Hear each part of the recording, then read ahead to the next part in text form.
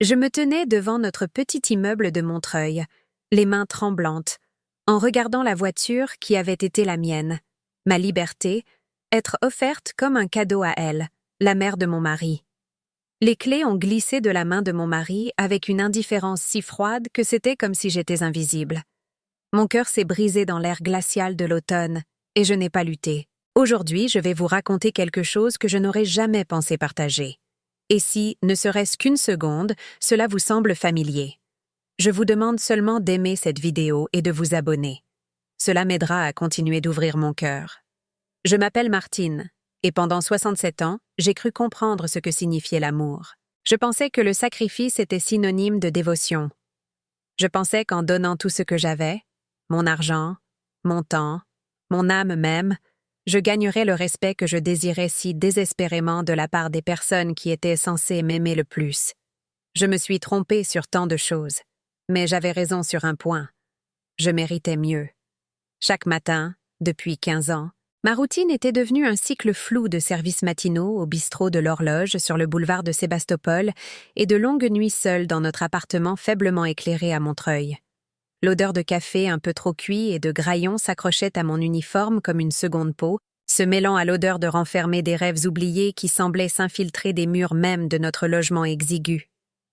Je me traînais pour monter les 4 étages, les genoux endoloris par des heures passées debout, pour trouver Robert affalé sur le canapé, la télécommande à la main, remarquant à peine mon existence. Cette Peugeot 208 rouge cerise garée sur le parking de l'immeuble avait été ma seule échappatoire. Je l'avais achetée avec mon propre argent, de l'argent que j'avais gagné en servant d'innombrables cafés à des inconnus qui, au moins, disaient merci quand je remplissais leur tasse. Ce n'était pas grand-chose, mais c'était à moi. Quand je me glissais derrière ce volant, je pouvais prétendre être quelqu'un d'autre, quelqu'un qui comptait. La voiture représentait tout ce pourquoi je m'étais sacrifiée. Chaque service double que j'avais pris quand le travail de Robert dans le bâtiment se faisait rare. Chaque anniversaire où je faisais semblant que le regard froid de sa mère ne me transperçait pas comme du verre brisé. Chaque fête où je cuisinais pour 20 personnes et nettoyais seule pendant qu'ils regardèrent le match de rugby dans le salon, leur rire résonnant à travers les murs comme une moquerie. Je me souviens du moment exact où tout a changé. C'était un mardi d'octobre, le genre de journée grise qui rend Paris particulièrement impitoyable. Je pliais le linge dans notre chambre quand j'ai entendu Robert au téléphone avec sa mère, Solange. Sa voix traversait les murs fins comme des ongles crissant sur un tableau noir. « Bien sûr, maman. Tout ce dont tu as besoin. » Martine ne dira rien. Ces mots m'ont glacée. J'ai collé mon oreille à la porte, mon cœur battant si fort que j'ai cru qu'il allait me trahir. La voiture? Oui, de toute façon, elle s'en sert à peine. Tu en as plus besoin qu'elle. J'ai senti quelque chose mourir en moi à ce moment-là. Pas de façon dramatique, sans larmes ni cris. C'est mort doucement, comme la flamme d'une bougie éteinte par un vent indifférent. Mes mains sont devenues engourdies et la chemise que je pliais est tombée par terre. Pendant 38 ans de mariage, j'avais été la femme de Robert. Pendant les 23 années précédentes, j'avais été la fille de quelqu'un, la gardienne de quelqu'un, la solution de quelqu'un à tous les problèmes que l'argent ou l'épuisement pouvaient résoudre. Mais à ce moment-là, debout dans ma propre chambre, écoutant mon mari donner la seule chose qui n'appartenait qu'à moi, j'ai réalisé que je n'avais jamais été personne du tout. Le lendemain matin, Robert m'a tendu une tasse de café comme si de rien n'était. Ses mains étaient rudes après des années de travail manuel, tachées par le genre de labeur honnête que j'avais toujours respecté chez lui. Mais ces mêmes mains avaient signé la cession des clés de ma voiture sans une seconde pensée. « Maman vient chercher la Peugeot cet après-midi », a-t-il dit, sans même lever les yeux de son journal. La section des sports, toujours la section des sports. Sa vieille Renault 19 a finalement rendu l'âme. Il lui faut quelque chose de fiable.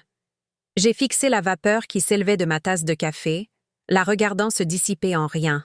« C'est ma voiture, Robert. » Il a alors levé les yeux, son regard gris plat et agacé. « Allons, Martine, ne sois pas comme ça. De toute façon, elle ne bouge pas la plupart du temps. Maman peut en faire bon usage.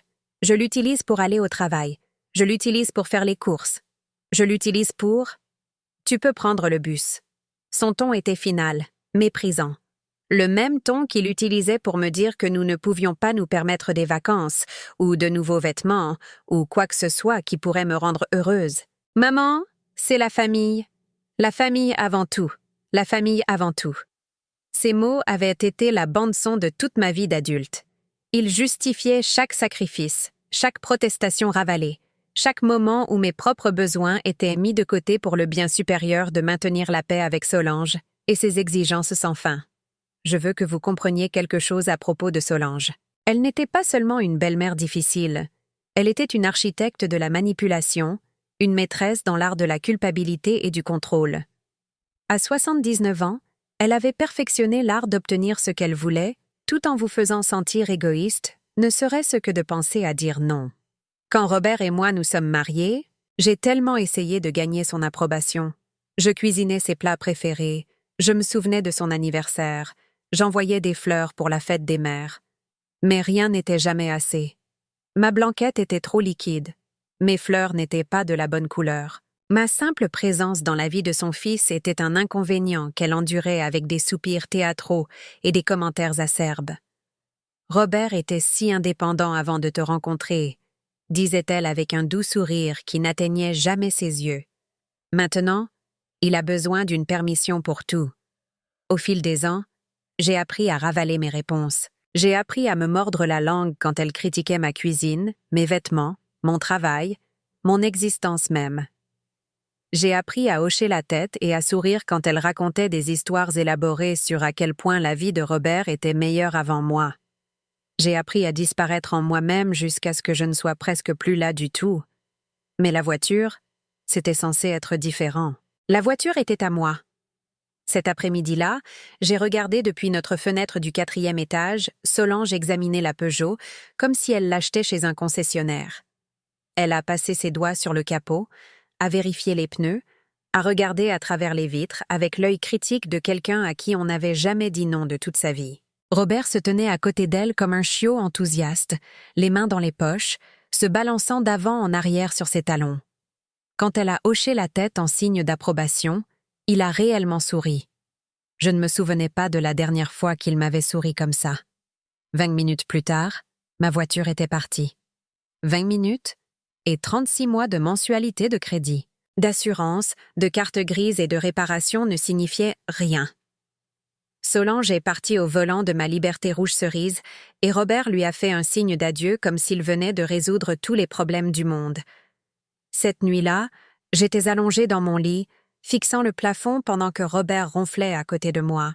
Le lampadaire extérieur projetait des ombres qui dansaient sur le plâtre taché d'humidité, et je me suis surprise à penser à une vie dont je ne me souvenais plus depuis des années.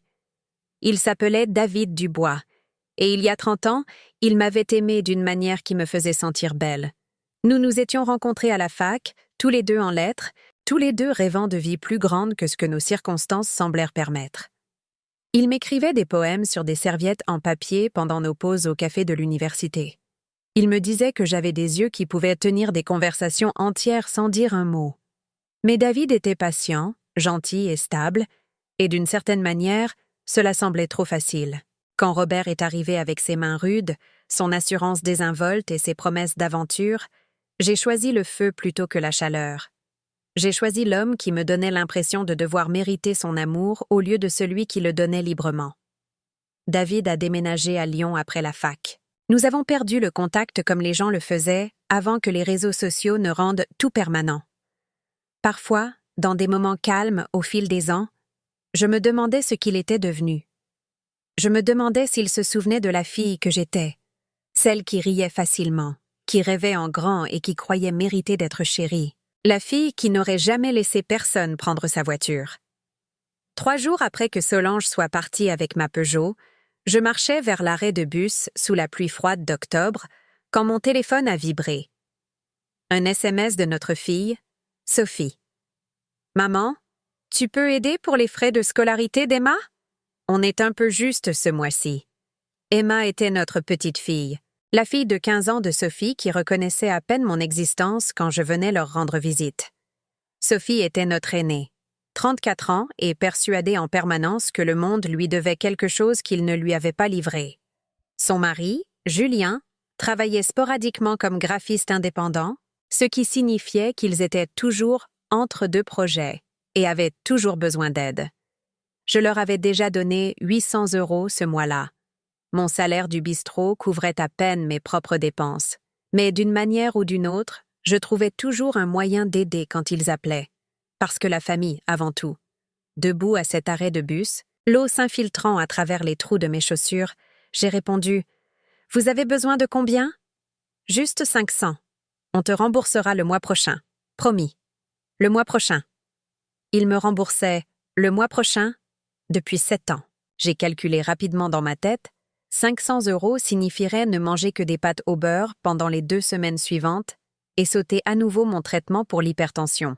Mais Emma avait besoin de ses frais de scolarité. La famille avant tout. D'accord. Je ferai le virement ce soir. Merci, maman. Tu es la meilleure. Je t'aime. Je t'aime. 3 mots qui apparaissaient à la fin des SMS, demandant de l'argent, mais jamais pour les anniversaires, jamais pour les fêtes, jamais juste comme ça. Ce soir-là, j'ai viré l'argent en ligne, regardant le solde de mon compte en banque chuter à un chiffre qui me serrait la poitrine d'anxiété. 47,33 € jusqu'à ma prochaine paie. À Paris, cette somme ne couvrirait même pas les courses pour 3 jours. Je me préparais un dîner de pain rassis avec du beurre de cacahuète quand Robert est rentré de sa partie de belote au café d'Antoine. Il était de bonne humeur, ce qui signifiait qu'il avait plus gagné que perdu. « Salut, Martine. Maman a appelé. Elle adore la voiture. Elle dit qu'elle roule comme un charme. » J'ai continué à étaler mon beurre de cacahuète, mes mains stables malgré la fureur qui montait dans ma poitrine. Je suis contente qu'elle soit heureuse. Tu vois? Je savais que tu finirais par comprendre. Tu es quelqu'un de bien, Martine. Maman l'a toujours dit. C'était un mensonge, et nous le savions tous les deux. Solange n'avait jamais rien dit de gentil à mon sujet en 38 ans, mais Robert vivait dans un fantasme où la cruauté de sa mère n'était que sa façon d'être, et ma douleur n'était que de la sensiblerie. Il a ouvert le réfrigérateur, a froncé les sourcils devant son vide, puis m'a regardé d'un air attendant. « Qu'est-ce qu'on mange ?»« Ce que tu veux te préparer, » ai-je dit doucement. Il a ri comme si j'avais fait une blague. Bonne celle-là. Sérieusement, j'ai la dalle. La partie de belote a duré longtemps. J'ai posé mon pain et je l'ai regardé. Vraiment regardé. Quand l'homme que j'avais épousé était-il devenu cet étranger qui me voyait comme une combinaison de femme de ménage, de banque et de chef personnel? Quand étais-je devenu si invisible qu'il pouvait donner ma voiture et s'attendre à ce que je le remercie pour ça? Robert, je suis fatiguée. Fatiguée? Il n'est que 20 heures. Non, je veux dire que je suis fatiguée. De tout ça. Quelque chose dans ma voix a dû finalement l'alerter car il a fermé le réfrigérateur et m'a enfin regardé. Qu'est-ce qui ne va pas encore? Tu as donné ma voiture. On en a déjà parlé. Maman en avait plus besoin. Tu ne m'as pas demandé. Je ne devrais pas avoir à te demander. C'est ma mère. Je suis ta femme. Il a soupiré le long soupir patient d'un homme confronté à une femme déraisonnable. Martine, tu es dramatique. Ce n'est qu'une voiture. Juste une voiture. Juste mon indépendance. Juste ma capacité à aller au travail, à faire les courses, à exister dans le monde sans dépendre de la pitié des transports en commun et des horaires des autres. Juste la seule chose que je possédais qui était entièrement à moi. J'ai travaillé pour cette voiture, Robert. J'ai payé chaque mensualité. J'ai payé l'assurance, la carte grise, les réparations. Elle était à moi. Ce qui est à moi est à toi. Et ce qui est à toi est à moi. C'est comme ça que le mariage fonctionne. Ah oui, parce que je ne me souviens pas que tu m'aies consulté quand tu as acheté ce bateau de pêche l'année dernière.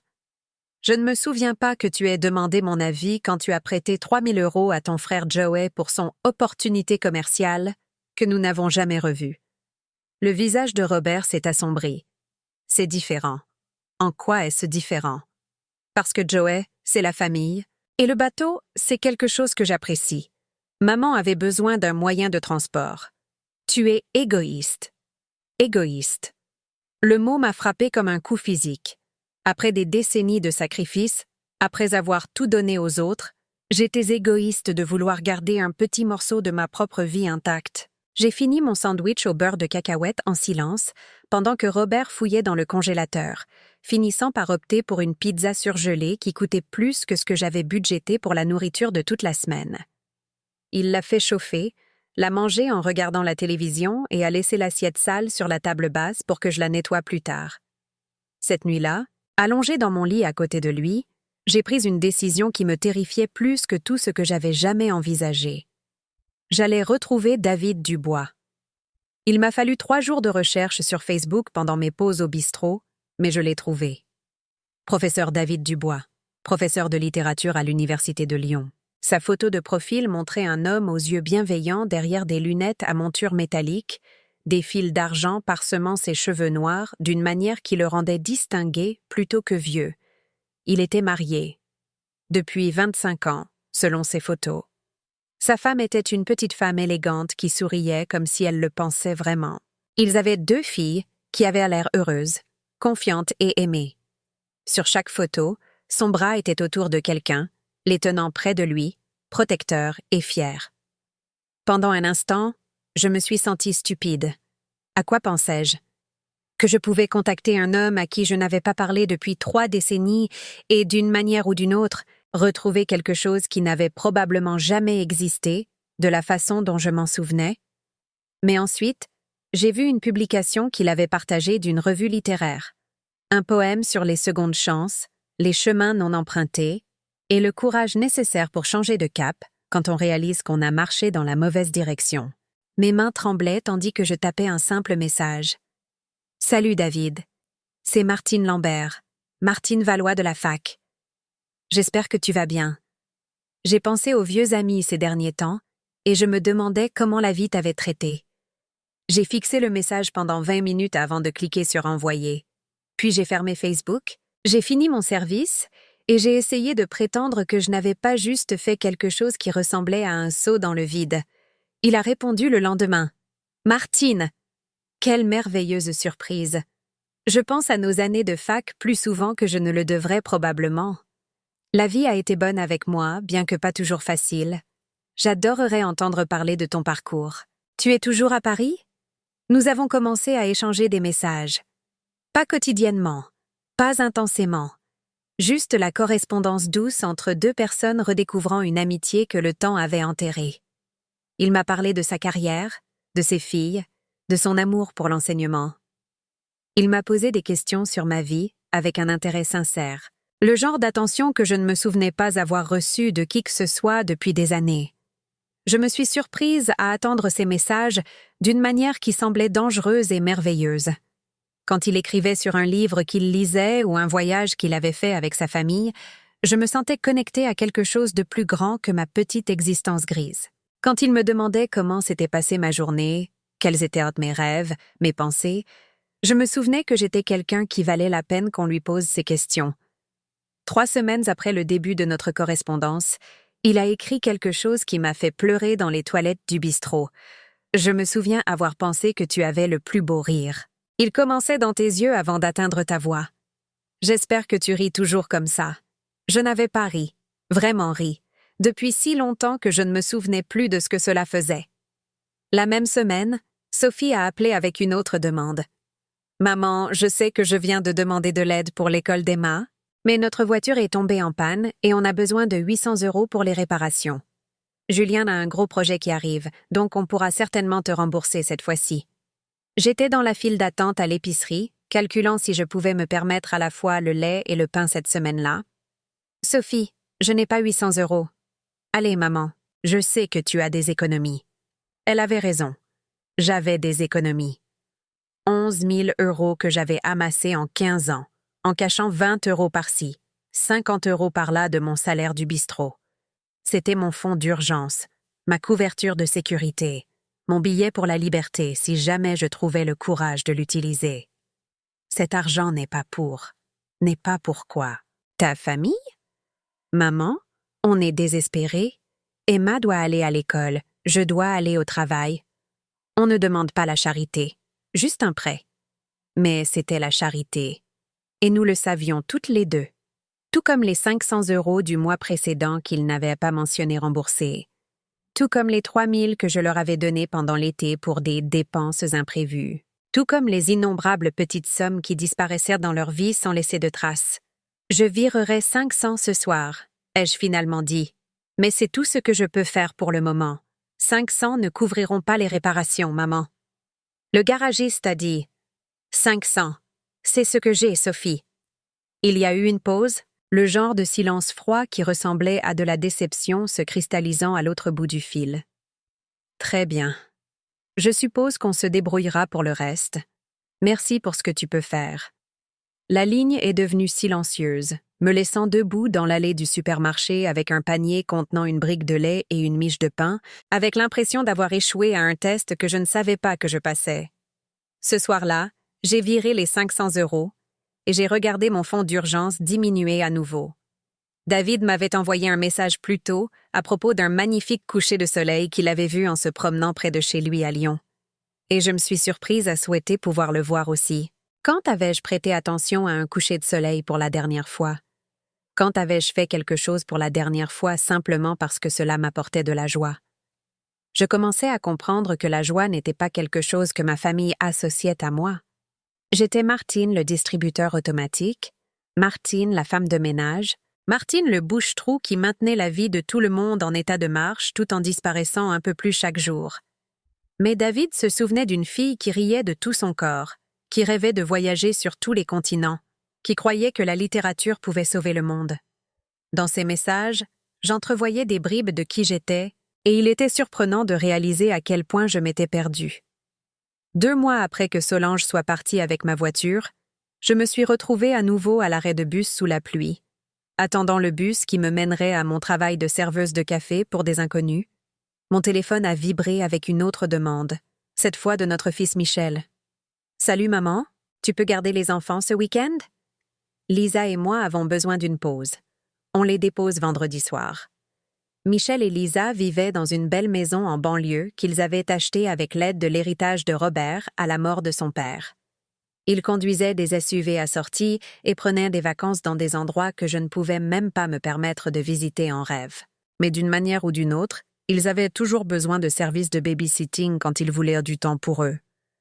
J'aimais mes petits-enfants, mais à 67 ans, courir après un enfant de 4 ans et un de 7 ans pendant des week-ends entiers me laissait épuisée pendant des jours. Mon dos ne supportait plus de dormir sur le canapé et je ne pouvais pas me permettre de prendre des jours de congé pour récupérer. « Je ne peux pas ce week-end, Michel. Je dois travailler. Tu ne peux pas te mettre en arrêt maladie? » « On en a vraiment besoin, maman. » Lisa est stressée avec son nouveau travail et je fais des semaines de 60 heures. On a besoin de temps en couple. Du temps en couple. Quand Robert et moi avions-nous passé du temps ensemble pour la dernière fois sans qu'il me demande de faire quelque chose, de payer quelque chose ou de résoudre quelque chose? Je suis désolée, mais je ne peux pas me permettre de manquer le travail. Peut-être le week-end prochain? Laisse tomber. On trouvera autre chose. Une autre ligne morte. Une autre victime relationnelle de ma nouvelle incapacité à dire oui à chaque demande. Ce soir-là, Robert est rentré de son chantier couvert de poussière et s'est immédiatement dirigé vers la douche. Quand il en est sorti, il m'a trouvée assise à notre petite table de cuisine, regardant par la fenêtre le mur de briques de l'immeuble d'à côté. « Qu'est-ce qui ne va pas avec toi ces derniers temps ?» a-t-il demandé en ouvrant une bière du réfrigérateur. Michel a dit que tu ne voulais pas garder les enfants ce week-end. Sophie a dit que tu étais bizarre avec l'argent. Tout le monde dit que tu agis étrangement. Tout le monde. Toute ma famille avait discuté de mon comportement comme si j'étais un problème à résoudre. Le fait qu'ils parlaient de moi sans me parler me disait tout ce que j'avais besoin de savoir sur ma place dans leur vie. Je suis fatiguée, Robert. Tu n'arrêtes pas de dire ça. Tu devrais peut-être voir un médecin. Peut-être que je devrais. J'ai vu un médecin la semaine suivante. Le docteur Dubois du centre de santé du quartier me traitait pour l'hypertension depuis 3 ans. C'était une jeune femme aux yeux intelligents et avec ce genre de contact direct qui vous donnait l'impression d'être écouté.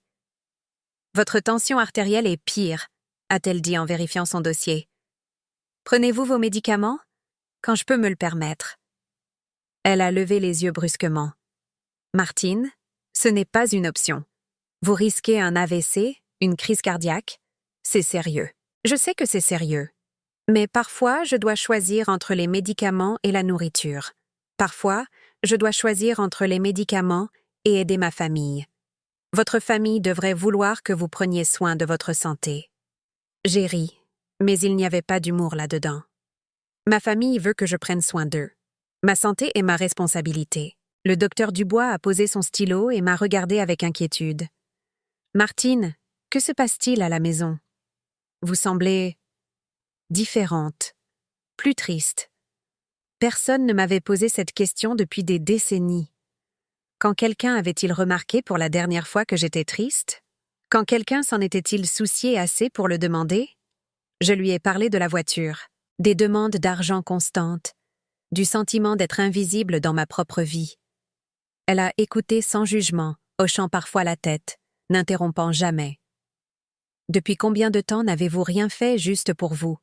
a-t-elle demandé quand j'ai eu fini. J'y ai réfléchi. Je ne me souviens pas. Ce n'est pas sain, Martine. Vous comptez aussi. Vos besoins comptent.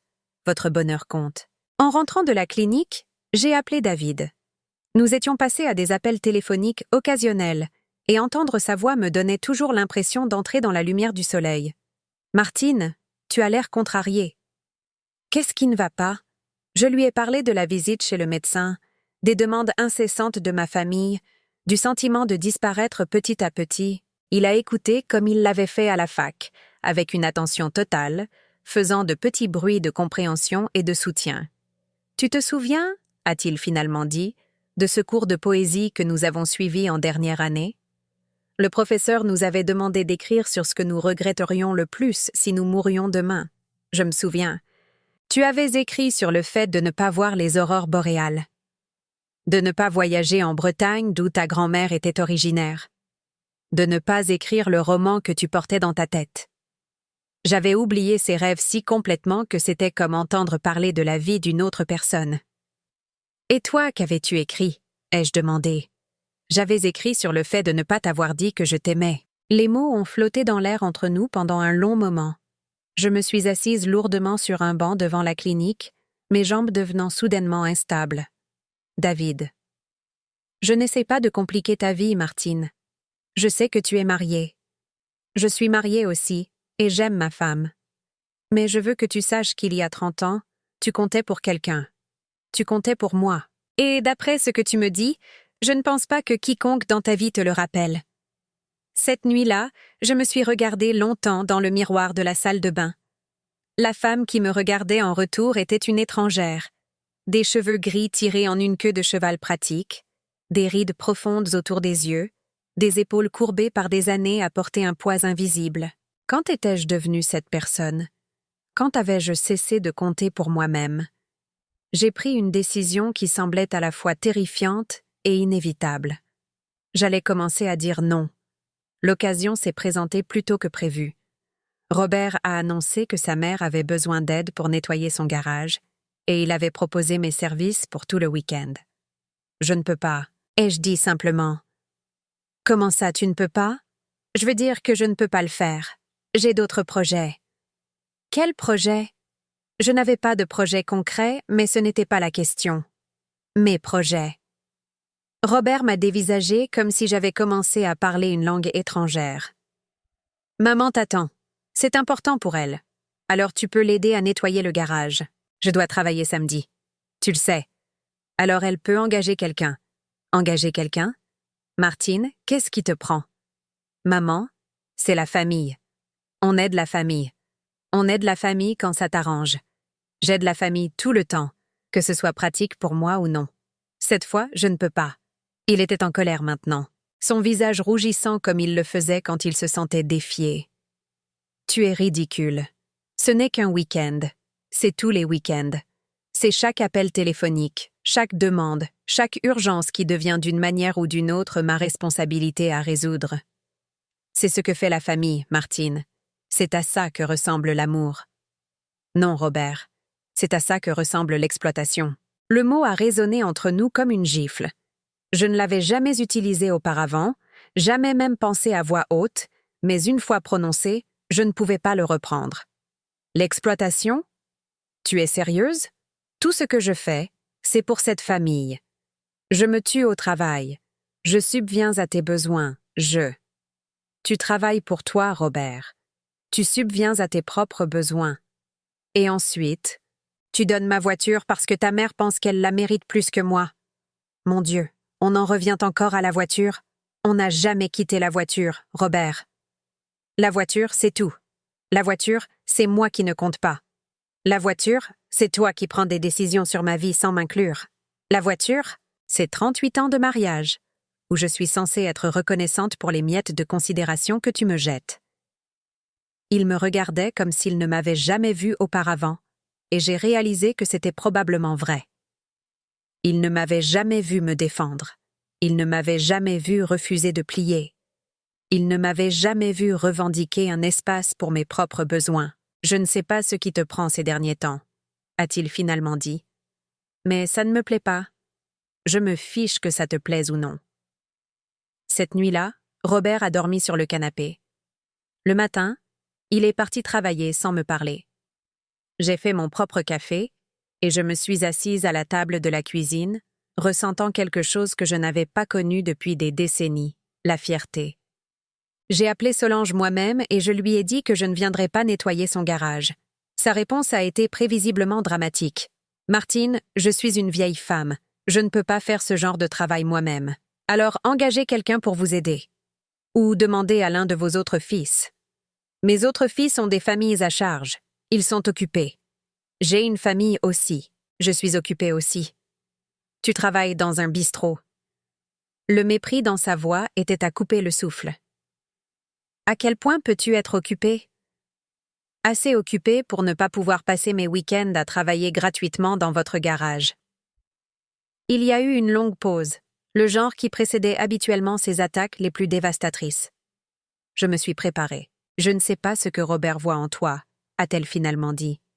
Tu as toujours été égoïste, mais là, c'est un nouveau record. Après tout ce que cette famille a fait pour toi. Qu'est-ce que cette famille a fait pour moi, Solange? La question a semblé la prendre au dépourvu. Quoi? Vous avez dit après tout ce que cette famille a fait pour moi. Qu'est-ce que cette famille a fait pour moi exactement? Nous. Robert t'a épousée. Nous t'avons accueilli dans notre famille. Robert m'a épousée parce qu'il m'aimait. Ou disait qu'il m'aimait. Ce n'était pas une faveur que vous m'avez faite. Et vous ne m'avez accueilli dans rien du tout. Vous m'avez toléré parce que vous y étiez obligé. Comment osez-vous me parler comme ça? Comment osez-vous me parler comme si je n'étais rien? Comment osez-vous prendre ma voiture et agir comme si je devais être reconnaissante? Comment osez-vous me traiter comme une employée dans ma propre vie? J'ai raccroché avant qu'elle ne puisse répondre. Mes mains tremblaient, mais ce n'était pas de peur. C'était de l'adrénaline. C'était du pouvoir. C'était l'ivresse de me défendre, enfin. Enfin. En moins d'une heure, mon téléphone a explosé de messages en colère de Robert, Sophie et Michel. J'étais déraisonnable. J'étais cruelle envers une vieille femme. Je détruisais la famille. Je faisais une sorte de dépression nerveuse. Peut-être que je faisais une dépression. Peut-être qu'après 67 ans à être la solution de tout le monde, je me décomposais enfin pour devenir quelqu'un qui comptait pour elle-même. Cet après-midi-là, j'ai fait quelque chose que je n'avais pas fait depuis des années. Je suis allée faire des achats pour moi-même. Pas des courses, pas des choses dont la famille avait besoin, mais quelque chose de purement pour mon propre plaisir. Je me suis retrouvée dans une petite librairie du quartier, entourée de recueils de poésie et de romans que j'avais rêvé de lire quand j'étais jeune. J'ai acheté 3 livres avec de l'argent qui aurait dû servir à payer les factures, et je m'en fichais. Ce soir-là, j'ai préparé un dîner pour une personne. Robert n'est rentré qu'après 22 heures. Et quand il l'a fait, il est allé directement au lit sans me parler. Je suis restée dans le salon à lire jusqu'à minuit, me délectant du silence, de l'absence totale de quiconque me demandant quoi que ce soit. David a appelé le lendemain, sentant d'une manière ou d'une autre que quelque chose avait changé. « Tu as l'air différente », a-t-il dit, plus forte. J'ai tenu tête à ma belle-mère hier, et à Robert, et à moi-même, je pense. Et qu'est-ce que ça fait? C'est terrifiant. Et merveilleux. Bien. Tu mérites de te sentir merveilleuse, Martine. Tu mérites de compter. Penses-tu parfois à ce qui se serait passé si nous étions restés en contact après la fac? Il y a eu une longue pause, chaque jour pendant les 5 premières années, puis chaque semaine pendant les 5 suivantes, puis juste, régulièrement. Et toi? De plus en plus ces derniers temps. Je dois te dire quelque chose, a-t-il dit, sa voix prudente. Ma femme et moi, nous avons des problèmes. Depuis des années, en fait. Nous voyons un conseiller, nous essayons de régler les choses. Mais c'est difficile quand on réalise qu'on a été plus des colocataires que des partenaires pendant la majeure partie de notre mariage. Je comprenais exactement ce qu'il voulait dire. Quand Robert et moi avions-nous eu pour la dernière fois une conversation sur autre chose que de la logistique? Quand avions-nous partagé pour la dernière fois un rêve, une peur, un espoir? Je suis désolée que tu traverses ça. Je ne te dis pas ça pour que tu aies pitié de moi. Je te le dis parce que te parler ces derniers mois m'a rappelé ce que c'est que de se connecter avec quelqu'un, d'être vu par une autre personne. Et je veux que tu saches que tu n'es pas la seule à te sentir invisible. Après avoir raccroché, je me suis assise près de la fenêtre, regardant les lumières de la ville scintiller dans l'obscurité. Quelque part là-bas, à Lyon, un homme que j'avais aimé il y a 30 ans regardait les lumières de sa propre ville et pensait à moi. La pensée était à la fois réconfortante et déchirante. La confrontation avec ma famille a continué pendant 2 semaines. Personne n'a appelé pour demander comment j'allais. Personne n'est passé pour prendre de mes nouvelles. Mais les demandes d'argent se sont arrêtées aussi, ce qui m'a dit tout ce que j'avais besoin de savoir sur leur affection. Pendant ces 2 semaines, j'ai fait des choses que je n'avais pas faites depuis des décennies. J'ai fait de longues promenades dans les parcs de la ville lors de mes jours de congé. J'ai visité des musées et passé des heures à regarder des peintures qui me faisaient ressentir autre chose que de l'épuisement.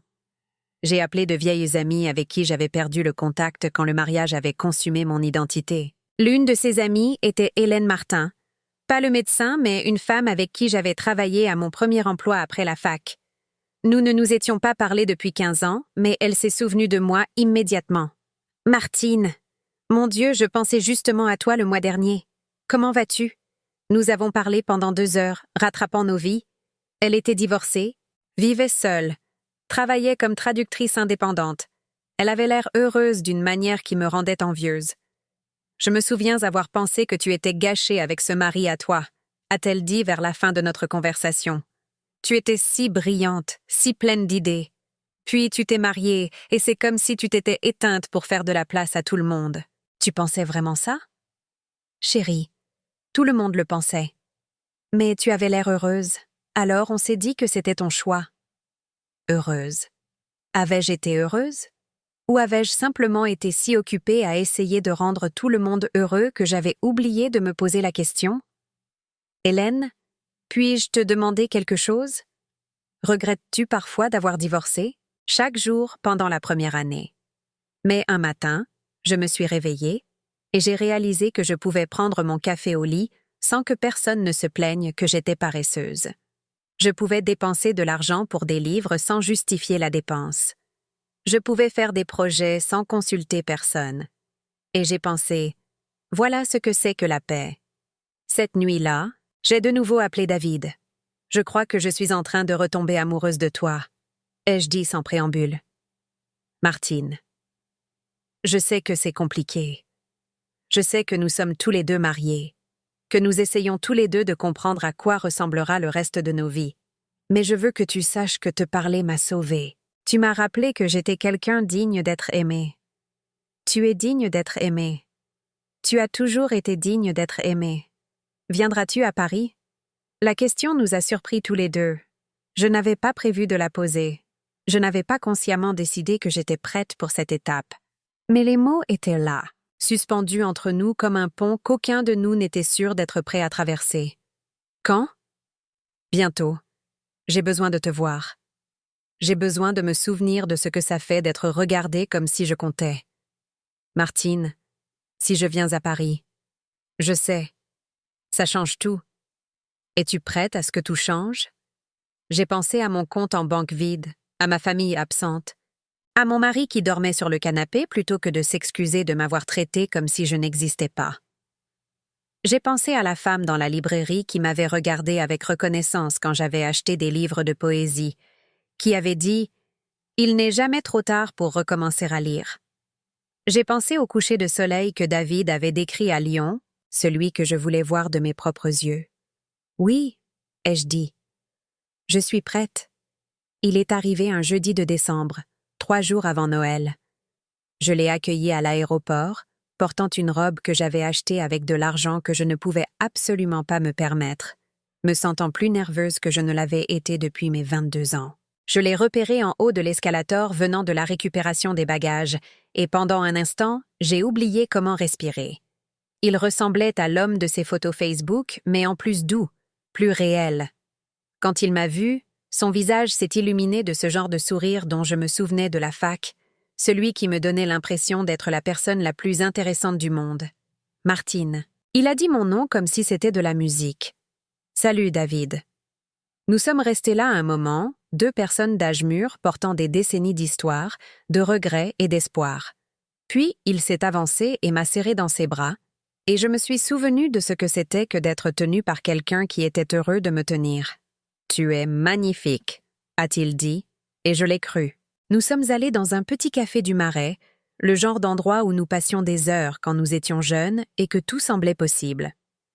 Il a commandé un café, j'ai commandé un thé, et nous avons parlé comme si le temps n'avait pas passé. « Parle-moi de tes filles », ai-je dit. Son visage s'est transformé quand il a parlé d'elles. Jessica avait 23 ans, une jeune diplômée étudiant les sciences de l'environnement. Amélie en avait 20, une étudiante en art avec une veine rebelle et un cœur plus grand que son corps. Il parlait d'elle avec le genre de fierté et de compréhension qui me faisait regretter ce que j'avais manqué avec mes propres enfants. Elles ont l'air formidables. Elles le sont. C'est la meilleure chose que j'ai jamais faite. Il a fait une pause. Parle-moi des tiens. J'ai essayé de convoquer la même fierté parentale, mais les mots sont sortis plats. Sophie a 34 ans, elle travaille dans le marketing. Michel a 31 ans, il est dans la finance. Ils sont tous les 2 mariés, ont des enfants. Vous êtes proches? La question m'a frappé plus fort que je ne l'attendais. Étions-nous proches? Ou étions-nous simplement empêtrés dans un réseau d'obligations et de ressentiments que nous appelions famille? Je le pensais. Mais dernièrement. Je ne pense pas qu'il me voie comme une personne. Je pense qu'il me voit comme une ressource. Je suis désolée. Moi aussi. Nous avons marché dans la ville pendant des heures, parlant de livres, de rêves et des chemins que nos vies avaient pris. Il m'a parlé de son mariage, de comment l'amour s'était progressivement transformé en camaraderie, puis en habitude, puis en une sorte de coexistence polie. Je lui ai parlé de Robert, du sentiment de m'être effacé par degrés jusqu'à ne plus savoir qui j'étais. « Tu te souviens ?» a-t-il dit alors que nous étions sur le pont des Arts à regarder le soleil se coucher sur la ville, de cette nuit en dernière année où nous sommes restés éveillés jusqu'à l'aube à parler de ce que nous voulions que nos vies soient. Tu avais dit que tu voulais enseigner la littérature à des jeunes qui croyaient encore que les livres pouvaient sauver le monde. Et tu avais dit que tu voulais voyager partout et écrire sur ce que tu verrais. Je n'ai jamais rien écrit. Je ne suis jamais allé nulle part. Il n'est pas trop tard. J'ai 67 ans, David. Je travaille dans un bistrot. J'ai 47 € sur mon compte courant. Il est trop tard pour tout. Il s'est tourné vers moi, ses mains douces sur mes épaules. Martine, il n'est trop tard que quand on est mort. Tout le reste, ce ne sont que des circonstances. Ce soir-là, nous sommes retournés à mon appartement. Robert était chez sa mère, se plaignant probablement de mon comportement récent et planifiant des stratégies pour me remettre dans le droit chemin. J'ai préparé un dîner pour 2 avec des ingrédients que j'avais achetés cet après-midi-là, de vrais légumes, du bon vin, le genre de repas que je ne prenais plus la peine de faire quand ce n'était que pour moi. David a regardé notre appartement exigu avec des yeux bienveillants, sans juger mais en comprenant. C'est ici que tu as été toutes ces années. C'est ici que j'ai disparu toutes ces années. Après le dîner, nous nous sommes assis sur le canapé, le même canapé où Robert s'endormait tous les soirs en regardant les résumés sportifs, et David m'a lu de la poésie d'un des livres que j'avais acheté. Sa voix était la même qu'à la fac, chaleureuse et attentive, rendant chaque mot important. « Écoute ça », a-t-il dit en feuilletant les pages. « C'est du Prévert. Il faudrait essayer d'être heureux, ne serait-ce que pour donner l'exemple.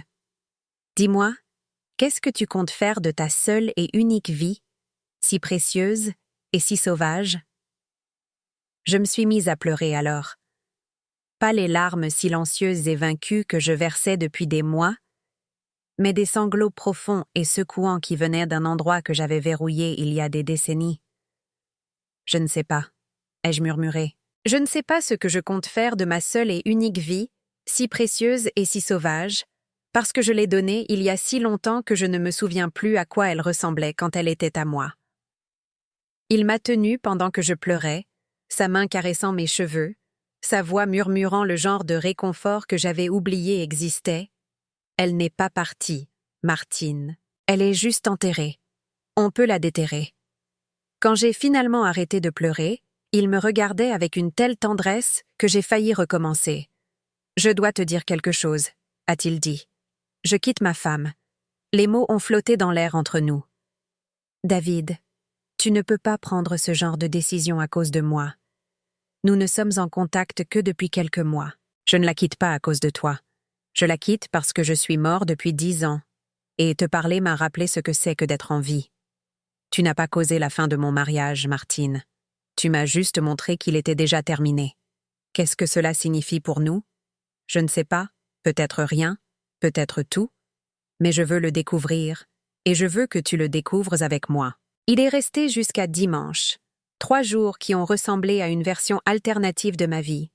Nous sommes allés dans des musées et avons marché dans des quartiers où j'avais vécu à proximité pendant des décennies sans jamais les explorer. Nous avons parlé de livres, de politique et de rêves que nous avions abandonnés. Nous avons fait l'amour le samedi soir, maladroits, beaux et désespérés. 2 personnes essayant de se souvenir de qui elles étaient. Quand je l'ai conduit à l'aéroport dans une voiture de location, dépensant de l'argent que je n'avais absolument pas mais dont j'avais plus besoin que de nourriture, j'ai eu l'impression de regarder ma vraie vie disparaître au loin. « Qu'est-ce qui se passe maintenant ?» ai-je demandé. « Maintenant, tu décides à quoi tu veux que ta vie ressemble. Je ne sais pas comment faire ça. Je n'ai jamais pris de décision juste pour moi. Alors commence petit. Quelle est la seule chose que tu veux qui n'ait rien à voir avec personne d'autre? J'y ai pensé. Je veux voir les aurores boréales. Alors va voir les aurores boréales. David, je ne peux pas simplement. Tu peux absolument. La femme dont je suis tombé amoureux à la fac aurait trouvé un moyen de voir les aurores boréales. Elle est toujours là, Martine. J'ai passé 3 jours avec elle. Robert m'attendait quand je suis rentrée à l'appartement, assis à la table de la cuisine avec le genre d'expression qui signifiait que j'avais de sérieux ennuis. Où étais-tu tout le week-end? Dehors. Dehors où? Avec qui? Avec un ami? Quel ami? Tu n'as pas d'amis? La cruauté de cette déclaration m'a coupé le souffle. Il avait raison, bien sûr. J'avais systématiquement aliéné ou négligé chaque amitié que j'avais eue au service de mon rôle de femme, mère et belle-fille parfaite. Mais le fait qu'il puisse le dire si nonchalamment, comme si c'était un fait observable plutôt qu'une tragédie, m'a dit tout ce que j'avais besoin de savoir sur la façon dont il voyait ma vie. J'avais un ami ce week-end. Un ami? Sa voix devenait dangereusement calme. Martine, si tu me trompes. Est-ce que ça importerait si je le faisais? La question a semblé le surprendre sincèrement. Bien sûr que ça importerait. Tu es ma femme. Quand as-tu agi pour la dernière fois comme si j'étais ta femme, Robert? Quand m'as-tu traité pour la dernière fois comme quelqu'un avec qui tu voulais vraiment être marié? Je ne sais pas ce qui te prend ces derniers temps, mais cette attitude doit cesser. Maman a appelé tout le week-end, bouleversée par la façon dont tu lui as parlé. Les enfants s'inquiètent pour toi. Tout le monde pense que tu fais une sorte de dépression. Peut-être que je le suis. Peut-être que je suis en train de me décomposer pour devenir quelqu'un qui compte. Tu comptes pour moi. Non, Robert. Je compte pour ta mère. Je compte pour faire ses courses, nettoyer sa maison et l'écouter se plaindre de tout ce que je fais de mal. Je compte pour Sophie et Michel pour payer leurs factures, garder leurs enfants et résoudre leurs problèmes. Je compte pour toi pour préparer tes repas, laver tes vêtements et être reconnaissante pour les miettes d'attention que tu me jettes. Mais je ne compte pour aucun de vous en tant que personne. Ce n'est pas vrai. C'est quand mon anniversaire, Robert? Il m'a dévisagé, et j'ai vu la panique vaciller sur son visage alors qu'il réalisait qu'il ne le savait pas. C'est en septembre. Octobre. Le 15 octobre. Je suis ta femme depuis 38 ans, et tu ne sais pas quand est mon anniversaire. Les anniversaires ne sont pas importants pour moi. Tu le sais. Ils sont importants pour moi. Ma santé est importante pour moi. Ma voiture était importante pour moi. Mes sentiments sont importants pour moi. Mais aucune de ces choses n'est importante pour toi. Martine, tu es déraisonnable. Le mariage, c'est une question de compromis. Non, Robert. Le mariage est censé être un partenariat. Ce que nous avons, c'est moi qui fais tous les compromis pendant que tu ne sacrifies rien. Je sacrifie beaucoup. Je travaille tous les jours pour soutenir cette famille. Tu travailles tous les jours pour te soutenir. L'argent que tu gagnes paie tes factures, tes bières, finance tes parties de belote. Je travaille pour soutenir tout le monde. Mon Dieu, qu'est-ce que tu attends de moi? La question a été posée avec une telle exaspération, une telle confusion sincère, que j'ai presque eu pitié de lui. Après presque 4 décennies ensemble, il ne comprenait vraiment pas ce que j'attendais de lui. Je veux que tu me voies. Je veux que tu connaisses mon anniversaire. Je veux que tu me demandes mon avis avant de donner ma voiture. Je veux que tu te soucies plus de ma tension artérielle que de la commodité de ta mère. Je veux compter pour mon propre mari. Tu comptes pour moi. Alors prouve-le. Il m'a dévisagé un long moment, et je pouvais le voir passer en revue les options, essayant de trouver la bonne combinaison de mots qui me ferait redevenir la femme qui disait oui à tout et ne demandait rien en retour. « Je parlerai à maman de la voiture », a-t-il finalement dit. « C'est trop tard pour ça. » Qu'est-ce que tu veux dire? Je veux dire que c'est trop tard pour les petits gestes et les promesses vides de sens. Tu as donné ma voiture sans me le demander, parce que dans ton esprit, je ne mérite pas qu'on me demande. Cette voiture est partie, et la femme qui aurait accepté ça est partie aussi. Alors qu'est-ce que tu dis? Tu veux divorcer? Le mot a flotté entre nous comme une bombe, et j'ai réalisé que jusqu'à ce qu'ils le disent, je ne m'étais pas autorisée à y penser. Divorcer, à 67 ans, après 38 ans de mariage. L'idée était à la fois terrifiante et libératrice. Je ne sais pas encore ce que je veux, mais je sais ce que je ne veux plus. Cette nuit-là, Robert a dormi dans la chambre d'amis, et j'ai appelé Hélène. « Je t'ai dit que je pensais à toi », a-t-elle dit en entendant ma voix. « Comment ça se passe avec le drame familial ?» Je lui ai parlé de la visite de David, de la conversation avec Robert, du sentiment d'être au bord d'une falaise sans savoir s'il fallait sauter ou reculer. « Puis-je te donner un conseil ?» a-t-elle dit. « Arrête d'essayer de planifier le reste de ta vie. Contente-toi de planifier demain. Puis le jour d'après. Puis le jour d'après. Finalement, tu lèveras les yeux et tu réaliseras que tu vis la vie que tu veux vraiment, au lieu de celle dont tu t'es contentée. » J'ai peur, Hélène. C'est bien. Avoir peur signifie que tu es attentive. Avoir peur signifie que ça compte. Le lendemain matin, j'ai appelé la banque et transféré mes économies restantes sur un compte séparé auquel seul moi pouvais accéder. 10 437 €. Pas assez pour vivre indéfiniment, mais assez pour me donner des options. Puis j'ai appelé mon responsable au bistrot et j'ai donné mon préavis de 2 semaines. « Tu es sûre de ça, Martine? Tu es ici depuis 15 ans. J'en suis sûre. Il est temps. Tu as un autre travail en vue? J'y travaille. Cet après-midi-là, j'ai fait des recherches sur les vols pour la Norvège. Des excursions pour voir les aurores boréales, de petits hôtels, des voitures de location.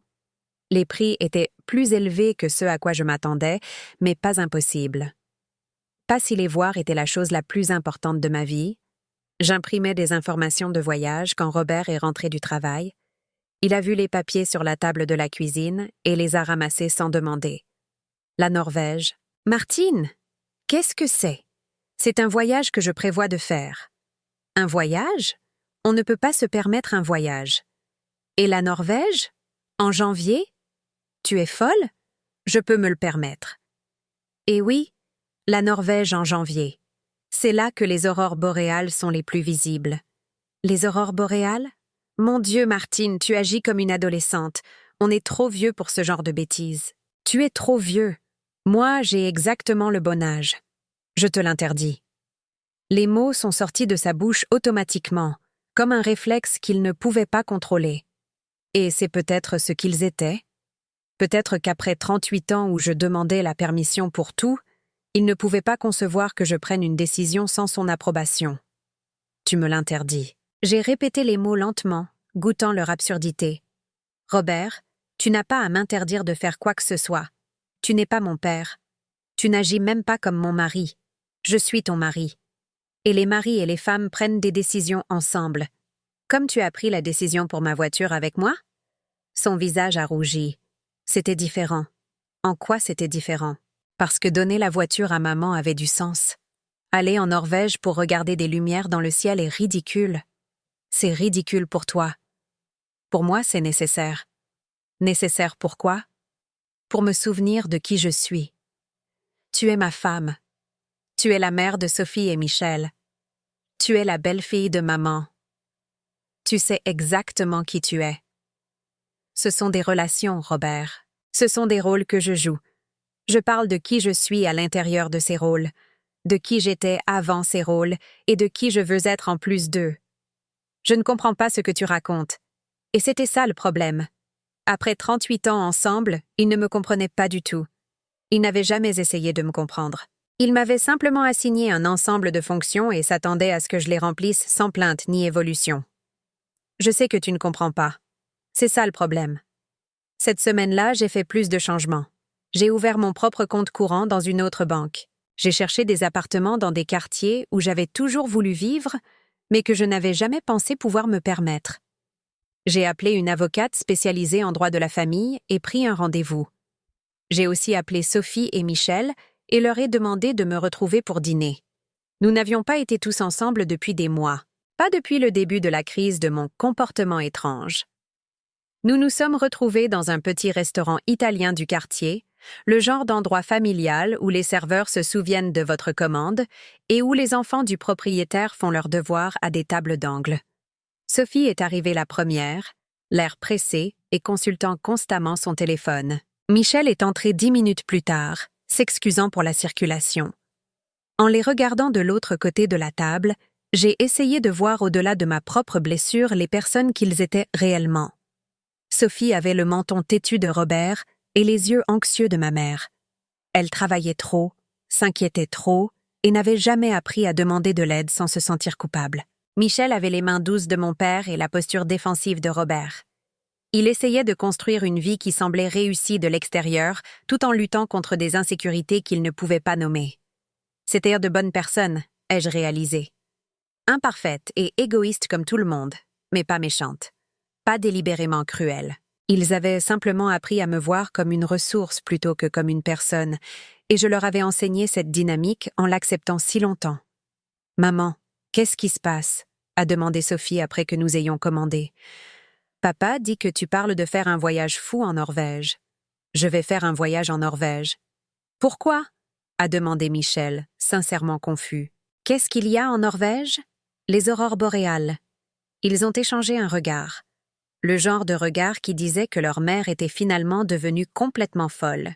« Maman, » a dit Sophie prudemment, « tu fais une sorte de crise de la quarantaine ?»« J'ai 67 ans, Sophie. Si c'est une crise de la quarantaine, je prévois de vivre jusqu'à 134 ans. » Michel a ri malgré lui. « D'accord, mais sérieusement. La Norvège? En hiver? Seule? » ?»« Oui, seule. J'ai été seule la majeure partie de ma vie de toute façon. Autant être seule dans un endroit magnifique. »« Tu n'es pas seule, » a protesté Sophie. « Tu as papa, tu as les petits-enfants. Vraiment? Quand l'un de vous m'a-t-il appelé pour la dernière fois juste pour me parler? Pas pour demander de l'argent, du babysitting ou de l'aide pour quelque chose, juste pour voir comment j'allais. » Ils sont restés silencieux, cherchant dans leurs souvenirs des preuves pour me contredire et ne trouvant rien. « Ce n'est pas qu'on ne s'en soucie pas, » a finalement dit Michel. « C'est juste que tout le monde est tellement occupé. Je sais que vous êtes occupé. J'ai été occupée aussi. Mais d'une manière ou d'une autre, j'ai toujours trouvé du temps pour vos urgences, vos besoins, vos problèmes. J'ai toujours trouvé le temps d'être votre mère. Quand est-ce que j'ai le temps d'être moi-même? Qu'est-ce que tu veux dire? A demandé Sophie. Je veux dire, quand est-ce que j'ai le droit de vouloir des choses? Quand est-ce que j'ai le droit de faire des projets? Quand est-ce que j'ai le droit de compter autant que tout le monde? Tu comptes, maman. La voix de Sophie était faible, incertaine.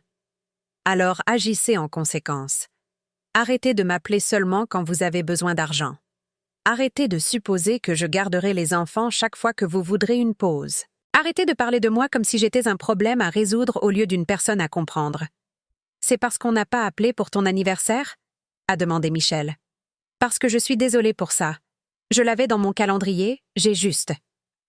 Ce n'est pas à propos des appels d'anniversaire, Michel. C'est à propos de tout. C'est le sentiment d'être invisible dans ma propre famille. On ne te rend pas invisible, a dit Sophie. Mais sa voix manquait de conviction. Ah non? Quand l'un de vous m'a-t-il demandé pour la dernière fois quels étaient mes rêves, mes peurs, mon bonheur? Quand m'avez-vous traité pour la dernière fois comme quelqu'un dont les opinions et les sentiments comptaient? Le silence s'est étiré inconfortablement. Autour de nous, d'autres familles discutaient et riaient, partageant des histoires et faisant des projets. J'enviais leur intimité facile, leur affection évidente les uns pour les autres. « Qu'est-ce que tu attends de nous ?» a finalement demandé Sophie. « Je veux que vous me voyiez. Je veux que vous sachiez que j'ai des intérêts au-delà de la résolution de vos problèmes. Je veux que vous compreniez que je suis une personne, pas seulement votre mère. » « Bien sûr que tu es une personne, » a dit Michel. « Alors parlez-moi comme à une personne.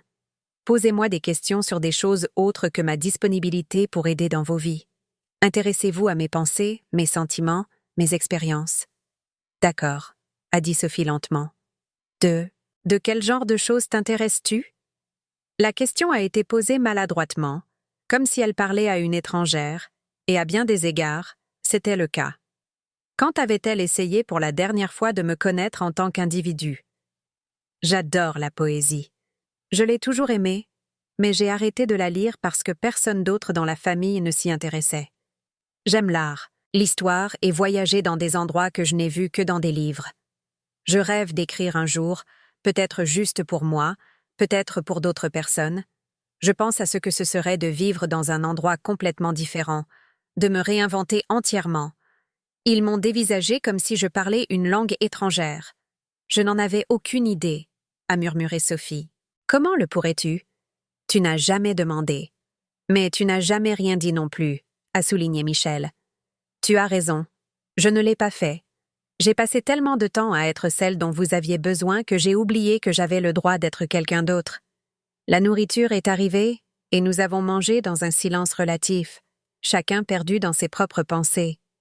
Finalement, Sophie a pris la parole.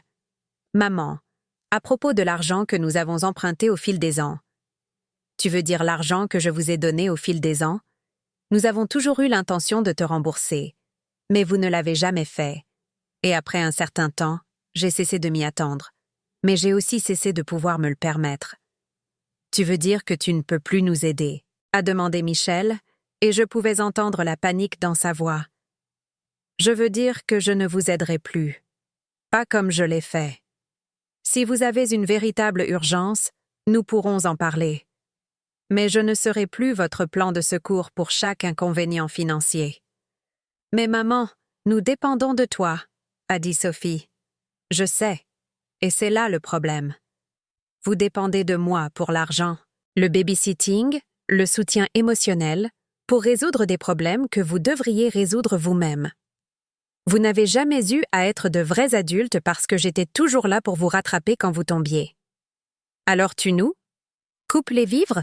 Je coupe la dynamique qui nous a tous rendus malheureux. Vous en avez marre de devoir me demander de l'aide. Et j'en ai marre qu'on me le demande.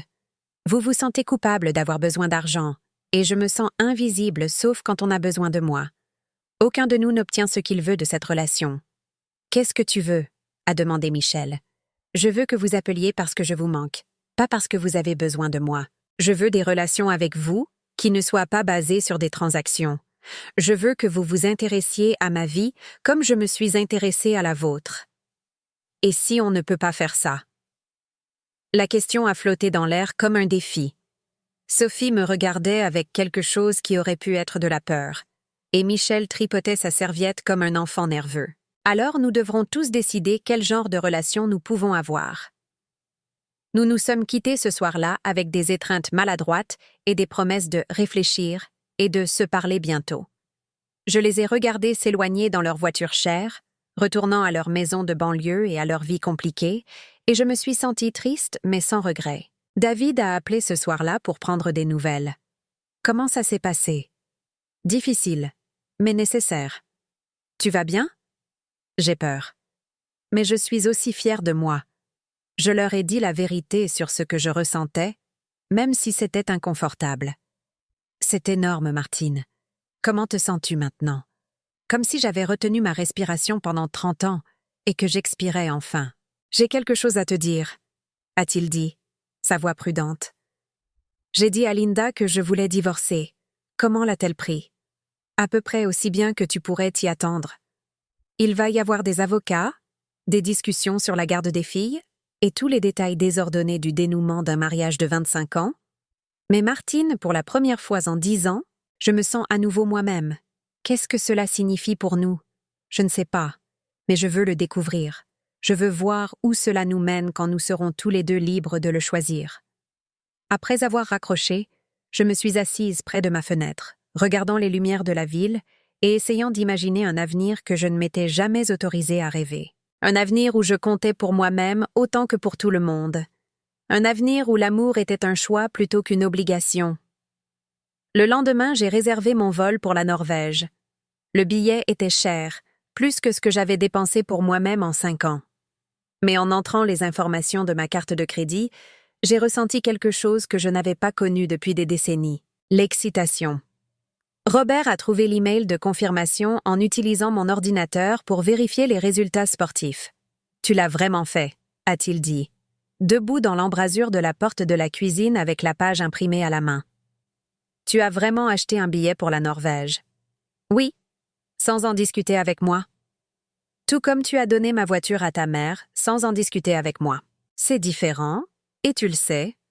En quoi est-ce différent, Robert? En quoi le fait que tu prennes des décisions unilatérales sur nos ressources communes est-il différent du fait que je prenne des décisions unilatérales sur mon propre argent? Parce que ce que j'ai fait avait du sens. Ce que tu fais est insensé. Ce n'est insensé pour toi que parce que tu ne comprends pas pourquoi c'est important pour moi. Mais tu n'as jamais essayé de comprendre pourquoi quoi que ce soit est important pour moi. Il s'est assis à la table de la cuisine, semblant soudain plus vieux que ses 69 ans. Martine, je ne sais pas ce que j'ai fait de mal. J'ai été un bon mari. J'ai travaillé dur. J'ai subvenu à tes besoins. J'ai été fidèle. Que veux-tu de plus? Je veux que tu me connaisses. Je veux que tu te soucies de ce que je pense, de ce que je ressens, de ce dont je rêve. Je veux que tu me vois comme plus que quelqu'un qui prépare ton dîner et lave tes vêtements. Je te vois comme plus que ça. Vraiment? Quelle est ma couleur préférée? Il a ouvert la bouche, puis l'a refermée. Quel est mon livre préféré? Silence. Que veux-je le plus dans la vie? Martine, ce ne sont pas les choses importantes. Elles sont importantes pour moi. Robert, nous sommes mariés depuis 38 ans et tu ne sais rien de qui je suis à l'intérieur de ce mariage. Je sais que tu es une bonne épouse. Je sais que tu es une bonne mère. Je sais que tu es une travailleuse acharnée. Ce sont des choses que je fais, pas qui je suis. Je ne comprends pas la différence. Et voilà. Après presque 4 décennies ensemble, il ne comprenait vraiment pas la différence entre mes actions et mon identité, entre mes fonctions et mon essence. Je sais que tu ne comprends pas. Et je ne pense pas que tu veuilles comprendre. Je pense que tu me préfères comme un ensemble de services plutôt que comme une personne entière. Ce n'est pas juste. Donner ma voiture non plus. Oublier mon anniversaire non plus. Ignorer mes sentiments chaque fois que j'essaye de les exprimer non plus. Il est resté silencieux un long moment, fixant l'email de confirmation comme s'il contenait la réponse à une énigme qu'il ne pouvait pas résoudre. « Quand pars-tu » a-t-il finalement demandé. « La semaine prochaine. »« Combien de temps seras-tu parti ?»« Je ne sais pas. »« Comment ça, tu ne sais pas ?»« Je veux dire que j'ai acheté un aller simple. Je reviendrai quand je serai prête à revenir. » Un aller simple? Sa voix a monté dans la panique. Martine, tu ne peux pas simplement disparaître en Norvège indéfiniment. Et ton travail? Et moi? Et la famille? J'ai démissionné de mon travail. Quant à toi et à la famille, vous vous débrouillerez comme vous vous êtes débrouillés avant que j'existe. Je ne peux pas te perdre, Martine. Les mots sont sortis brisés, désespérés, et pendant un instant, j'ai vu au-delà de sa colère et de sa confusion, la peur qui se cachait en dessous. Il avait peur. Peut-être que pour la première fois de notre mariage, Robert avait vraiment peur de me perdre. Tu m'as perdu il y a longtemps, Robert. Tu m'as perdu quand tu as cessé de me voir comme quelqu'un qui valait la peine d'être connu. Tu m'as perdu quand tu as donné ma voiture. Tu m'as perdu quand mon anniversaire est devenu sans importance, mes rêves sont devenus insignifiants et mes sentiments sont devenus des inconvénients. Je peux changer. Le peux-tu? Parce que le changement ne se fait pas du jour au lendemain, et je n'ai plus d'années à passer à attendre que tu décides que je vaux l'effort. S'il te plaît, ne va pas en Norvège. Pourquoi? Parce que je t'aime. Je l'ai regardé, assis à notre table de cuisine, cet homme avec qui j'avais passé la majeure partie de ma vie d'adulte, et je me suis sentie triste plutôt qu'en colère. Il croyait qu'il m'aimait. Il aimait probablement la version de moi qui ne demandait rien et donnait tout. Mais il n'avait jamais aimé la personne entière que j'étais, parce qu'il n'avait jamais pris la peine de la rencontrer. Je t'aime aussi, Robert. Mais je m'aime plus maintenant. Et je ne renoncerai pas à la chance de voir les aurores boréales parce que tu réalises soudainement que tu ne veux pas me perdre. Cette semaine s'est passée dans un tourbillon de préparatifs et de disputes. Robert a tout essayé. La colère, la culpabilité, les promesses, les menaces, pour me convaincre de ne pas partir. Sophie et Michel ont appelé à plusieurs reprises, alternant entre l'inquiétude pour ma santé mentale et la panique concernant leur propre situation financière. Mais j'avais pris ma décision, et pour la première fois de ma vie d'adulte, je n'allais pas laisser les peurs et les besoins des autres l'emporter sur les miens. La veille de mon vol, j'ai fait une seule valise avec des vêtements chauds et les livres que j'avais toujours voulu lire. J'ai regardé notre appartement une dernière fois, essayant de ressentir un sentiment de perte ou de regret, mais tout ce que je ressentais, c'était du soulagement. Robert était assis sur le canapé quand je suis sortie de la chambre avec ma valise. « Ça arrive vraiment », a-t-il dit. « Oui. Je ne sais pas comment faire sans toi. Tu apprendras. Tu es un homme intelligent, Robert. Tu trouveras comment prendre soin de toi. Et si je n'y arrive pas? Alors tu demanderas de l'aide à quelqu'un d'autre que moi. » Il pleurait maintenant, quelque chose que j'avais vu peut-être 3 fois dans tout notre mariage. « Je suis désolée pour la voiture. Je suis désolée d'avoir oublié ton anniversaire. Je suis désolée de ne pas connaître ta couleur préférée. »« Le bleu », ai-je dit doucement. « Quoi? Ma couleur préférée? C'est le bleu. Comme l'océan sur les cartes postales des endroits que j'ai toujours voulu visiter. Je m'en souviendrai. Je l'espère. Mais ne t'en souviens pas pour moi, Robert. Souviens-t'en pour la prochaine femme qui fera l'erreur de penser que tu finiras par remarquer qui elle est. » Je suis partie tôt le lendemain matin, avant que Robert ne se réveille. Je ne pouvais pas supporter une autre scène, une autre série de promesses, de supplications et de manipulations émotionnelles. Je lui ai écrit une lettre expliquant ma décision une dernière fois, je l'ai laissée sur la table de la cuisine et j'ai pris un taxi pour l'aéroport.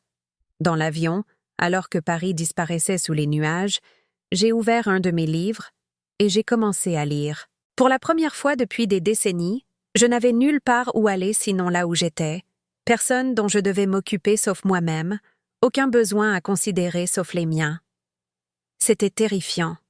C'était aussi le plus beau sentiment que j'ai jamais éprouvé. J'ai passé 3 semaines en Norvège, dans une petite chambre d'hôte près de Tromsø, tenue par une femme nommée Jeanne qui avait déménagé de Marseille après son propre divorce. Elle a compris pourquoi j'étais venue et n'a jamais posé de questions auxquelles je n'étais pas prête à répondre. Les aurores boréales étaient tout ce dont j'avais rêvé, et plus encore. La première fois que je les ai vues, dansant à travers le ciel étoilé en rubans de vert et de bleu, j'ai pleuré jusqu'à ne plus pouvoir respirer. Elles étaient belles, oui, mais plus que cela, elles étaient la preuve qu'il y avait encore de la magie dans le monde pour les gens assez courageux pour la poursuivre. Pendant la journée, j'explorais la nature sauvage, prenais des cours de photographie et écrivais dans un journal pour la première fois depuis la fac. J'écrivais sur mon mariage, mes enfants, mes regrets et mes espoirs. J'écrivais sur le sentiment d'être invisible et de trouver ma voie. J'écrivais sur David, sur la femme que j'étais et sur la femme que je devenais. J'ai aussi parlé à Jeanne, dont l'histoire était à la fois différente et étrangement similaire à la mienne. Elle avait passé 23 ans mariée à un homme qui la voyait comme une femme de ménage et une nounou plutôt que comme une partenaire. La différence, c'est qu'elle avait reconnu la dynamique plus tôt et avait agi en conséquence. Le plus dur, m'a-t-elle dit un matin autour d'un café, ce n'était pas de le quitter, c'était de me pardonner d'avoir attendu si longtemps pour le faire. Le regrettes-tu? Certains jours. Quand je paie toutes les factures seule, quand je suis malade et que personne ne m'apporte de la soupe, quand je vois des couples qui semblent vraiment heureux ensemble. Mais ensuite, je me réveille le matin et je me souviens que je peux passer ma journée comme je le veux et le regret disparaît. Es-tu seule? Parfois. Mais j'étais plus seule dans mon mariage que je ne l'ai jamais été depuis que je suis seule. Je comprenais exactement ce qu'elle voulait dire. Après 3 semaines, je me sentais prête à affronter ce qui allait suivre. J'ai réservé un vol de retour pour Paris, mais j'ai aussi gardé le numéro de téléphone de Jeanne et son offre de m'aider si jamais je décidais de faire de la Norvège ma résidence permanente. Le vol de retour était différent de l'aller. Je retournais dans la même ville, le même appartement, la même famille, mais je n'étais pas la même personne. J'avais vu les aurores boréales. J'avais passé 3 semaines sans rendre de compte à personne d'autre qu'à moi-même. Je m'étais souvenu de ce que c'était que de compter. Robert m'attendait à l'aéroport, tenant des fleurs et l'air nerveux. Il avait perdu du poids, et il y avait de nouvelles rides autour de ses yeux qui le rendaient vulnérable, d'une manière que je n'avais pas vue depuis des années. « Bienvenue à la maison », a-t-il dit, en me tendant le bouquet. Des fleurs bleues. Il s'en était souvenu. Merci. Nous sommes rentrés en silence, tous les deux incertains de la manière de naviguer dans cette nouvelle dynamique. L'appartement semblait le même, mais il était différent. Plus petit, comme si j'avais grandi pendant mon absence. « J'ai réfléchi pendant que tu étais parti », a dit Robert alors que nous étions assis dans le salon. « À ce que tu as dit. Sur le fait que je ne te connaissais pas, que je ne te voyais pas. Et je veux essayer. Je veux apprendre qui tu es. Pourquoi maintenant? Parce que j'ai failli te perdre. Parce que je réalise que je ne veux pas passer le reste de ma vie avec une étrangère. Et c'est ce que nous sommes devenus l'un pour l'autre. C'était un début. Pas grand-chose, mais plus que ce à quoi je m'attendais. Ça va prendre du temps, l'ai-je prévenu. Et des efforts. De vrais efforts. Pas seulement de bonnes intentions. Je sais. Et je ne redeviendrai pas la personne que j'étais avant de partir. Cette femme est partie. Je ne la veux pas en retour, a-t-il dit, me surprenant. Je veux connaître la femme qui est revenue de Norvège. Je veux connaître la femme qui a vu les aurores boréales. Au cours des mois suivants, nous avons commencé le lent travail de reconstruction de notre relation à partir de zéro. Robert a commencé à me poser des questions sur ma journée, mes pensées, mes sentiments. Il s'est souvenu de mon anniversaire, de mon café préféré et des livres que je lisais. Il a cessé de supposer que je dirais automatiquement oui aux demandes de sa mère et a commencé à vérifier avec moi d'abord. Ce n'était pas facile. 38 ans de mauvaises habitudes ne disparaissent pas du jour au lendemain. Il y a eu des revers, des disputes et des moments où nous nous sommes tous les deux demandé si nous étions trop vieux et trop ancrés dans nos habitudes pour apprendre à nous aimer correctement. Mais il y a aussi eu des percées, des conversations qui ont duré après l'heure du coucher, des rires partagés sur des blagues que nous construisions ensemble, de petits gestes de considération qui semblaient révolutionnaires après des décennies de négligence. Sophie et Michel ont eu plus de mal avec ma transformation. Ils ne comprenaient pas pourquoi je ne gardais plus les enfants tous les week-ends, pourquoi je disais non aux demandes d'argent non urgentes, pourquoi je m'attendais à ce qu'ils s'intéressent à ma vie plutôt que de simplement chercher des solutions à leurs problèmes. « Tu es différente », s'est plainte Sophie lors d'un de nos appels téléphoniques. « Tu n'es plus comme avant ?»« Non, je ne le suis pas. » Je suis mieux. Mieux comment? Je suis plus heureuse. Je sais qui je suis. Je compte pour moi-même maintenant. Mais tu es moins disponible. Oui, je le suis. Et vous êtes plus capable de gérer votre propre vie que vous ne le pensiez. Il a fallu près d'1 an, mais progressivement, Sophie et Michel ont commencé à s'adapter à la nouvelle version de moi. Ils ont commencé à appeler de temps en temps juste pour parler. Ils m'ont posé des questions sur mon passe-temps de la photographie, mon club de lecture et mes projets de voyage. Ils ont cessé de me traiter comme une prestataire de service et ont commencé à me traiter comme une personne de leur famille. David et moi avons continué notre correspondance, mais elle a évolué vers quelque chose de différent de ce qu'elle avait été pendant ses premiers mois désespérés. Il traversait son propre divorce, redécouvrait qui il était en dehors de son mariage, apprenait à être seul d'une manière qui semblait responsabilisante plutôt que solitaire. Je pense que nous avions tous les deux besoin de nous sauver nous-mêmes avant de pouvoir nous sauver l'un l'autre, a-t-il dit lors d'un de nos appels. Est-ce qu'on se sauve l'un l'autre? On se rappelle l'un à l'autre que nous valons la peine d'être sauvés. 1 an et demi après mon voyage en Norvège, David est revenu à Paris. Mais cette fois, je l'ai rencontré en tant que femme qui connaissait sa propre valeur, plutôt qu'une femme désespérée d'être valorisée par quelqu'un d'autre. Nous avons passé un long week-end ensemble, marchant dans la ville, parlant de nos vies, nous émerveillant de tout ce qui avait changé depuis nos premières retrouvailles. Il était divorcé maintenant, vivait seul dans une petite maison près de l'université, sortait de temps en temps mais sans rien de sérieux. Je n'arrête pas de comparer tout le monde à toi, a-t-il avoué alors que nous étions assis au parc en regardant le coucher de soleil. Pas à la toi que je me souviens de la fac, mais à la toi que j'ai appris à connaître ces 2 dernières années. Ce n'est pas juste pour elle. Je sais, mais je ne peux pas m'en empêcher. Tu es devenue la norme à laquelle je mesure la connexion, l'authenticité, le courage. Qu'est-ce que tu dis? Je dis que je suis toujours amoureux de toi. Mais plus que ça, je dis que j'admire qui tu es devenue. La femme qui est allée seule en Norvège. La femme qui a reconstruit son mariage selon ses propres termes. La femme qui a refusé de disparaître. Je suis toujours mariée, David. Je sais. Et je ne te demande pas de changer ça.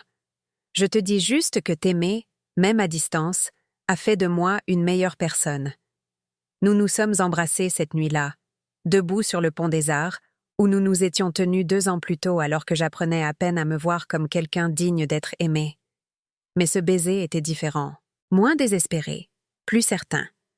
Le baiser de 2 personnes qui avaient trouvé leur propre valeur et choisissaient de la partager l'une avec l'autre.